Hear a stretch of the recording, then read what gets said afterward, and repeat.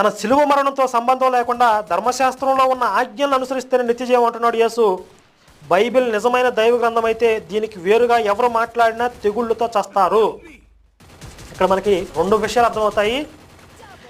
యేసు ఈ దొంగ బోధకులు చెప్తున్నట్లుగా బైబిల్ పాత నిబంధన కొట్టేయబడింది, ధర్మశాస్త్రం రద్దు చేయబడింది అని చెప్పలేదు. ఆ పాత నిబంధనలో ఆ ధర్మశాస్త్రంలో ఉన్నటువంటి కొన్ని ఆజ్ఞలను అనుసరిస్తేనే నిత్యజీవం అని చెప్పాడు. వీళ్ళందరూ దొంగ బోధకులు అని చెప్పి అర్థమైంది. ఒకటి.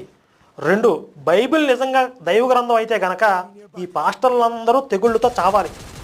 ఎందుకంటే ప్రకటన గ్రంథం చివరిలో ఈ గ్రంథంలో రాయబడిన వాటికి ఏదైనా కలిపినా, ఇందులో ఉన్న వాటిని ఏదైనా తీసేసినా కూడా వాళ్ళందరికీ తెగుళ్ళు సంక్రమిస్తాయని ఉంది. మరి ఈ పాస్టర్లందరికీ ఒకరోజు అమృతపాణి తెగులు వచ్చిపోతే అప్పుడు నిజంగా బైబిల్ దైవ గ్రంథం అని మనం నమ్మొచ్చు. వీళ్ళందరికీ ఏ తెగుళ్ళు రాలేదు, అందరూ హ్యాపీగా జల్సాలు చేసుకుంటూ బతుకుతున్నారు. కాబట్టి బైబిల్ దైవ గ్రంథం కాదనే విషయం మనకు అర్థమైపోయింది.